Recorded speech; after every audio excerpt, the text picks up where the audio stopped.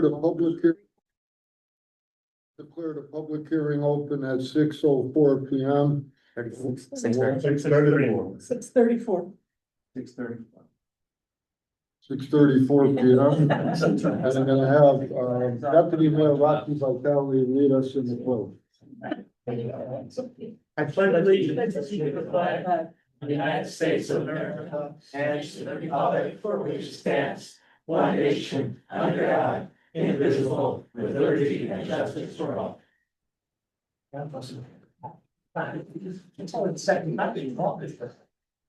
All right, so tonight is the culmination of a process that begins in Naugatuck in February. We meet as a finance board and as joint boards, and we craft a budget. In Naugatuck, I think we do it the right way and a way that's different from most towns. We start at the bottom, we go through every department, it's a line item budget, and we put it all together. So everyone here is very familiar with most aspects of the entire budget, and we build it as a team. We've been working every week since February, and tonight we're gonna present the budget. We take comments on it. It's been published in the newspaper, and we look forward to questions and inquiries. So first, I'd like to introduce everyone who participated in the process. I'm gonna go around the room. We'll start with Seram James from the Finance Board. Deputy Mayor Rocky Vitale, also a Burgess. Dorothy Neth-Cunin, a Burgess. Teresa Wasoka, Finance Board member. Fran Dambowski, Burgess. Julie Rosenblatt, Burgess. Kim Gallo, Burgess. Our controller, Allison Bruce. Smitty Payne, Finance Board. Pete Hess, Mayor. And sitting to my left is James Higgins. James is the chairman of the Finance Board, and he'll be conducting the public hearing this evening.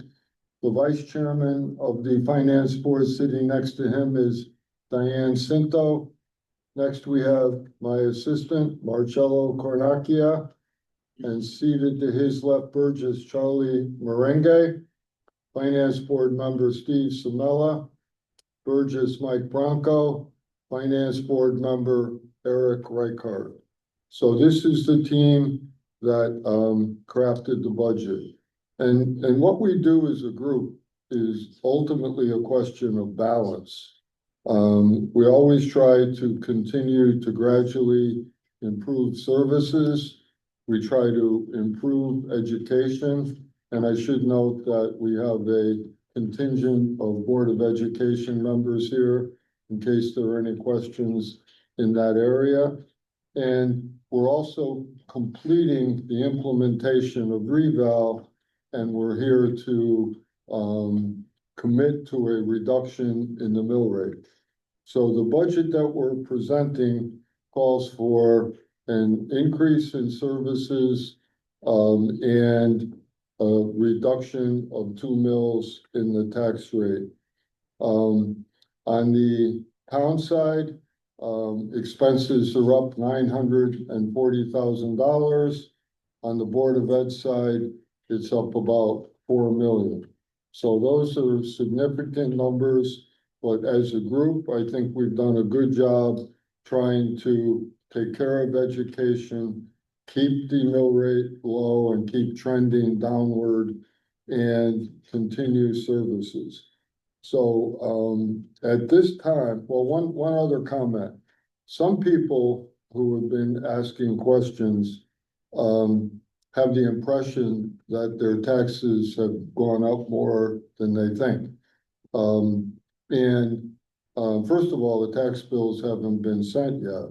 But what happens often, and I think Chairman James Higgins, who's in banking, can talk about it in a little more detail, is that banks calculate escrow accounts. They all do it a little differently. Some of them have never factored in reval over 3 years and are doing it all at once. Most escrows also include insurance, and those insurance numbers are rising dramatically. So on the town side, our expenses went up like 0.6%. So as a town, we're doing very well. But I think it's important for people to look at their tax bills and also look at their escrow accounts. And then you'll have a much better feeling on where your increases are coming from. All right, so at this time, I'm gonna turn it over to James Higgins. And he's gonna explain the process and take us through the night. Thank you, Mayor. So for this evening's session, it is being recorded. Anyone who wishes to speak, please sign in at the podium. The podium has pens and sheets of paper for you to fill out just your first and last name and your address. Right before speaking, please also indicate your name and address for the record. And if you can, keep your comments as specific as possible, specifically to the budget. That's what we're here for tonight. If there is something that needs to be discussed in a more detailed fashion, feel free to set up time with Mayor Pete and myself, and we'll be happy to meet with anybody of the borough or in the borough at any time. We can coordinate that effort afterwards. So once again, just please make sure that your name and address is stated for the record. And at this time, we will open up the meeting for the official public hearing. So is there anyone in the room who wishes to speak? Okay, we do have some users online. If anyone wishes to speak either over the phone or through the Zoom, please either raise your hand in that function or enter the code that Zoom indicated to enter in order to speak, and Lee will promote you to a panelist so you can speak. Excuse me, Chairman, just for the record, I can't see it, but could you just note how many people are, Yeah, there's 11 attendees online. That includes some of the staff that's running the program. Yeah, Appreciate that. sure.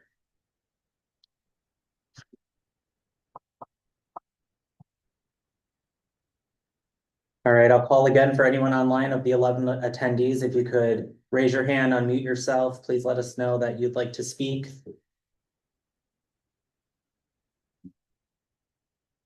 And there's still no one in the room.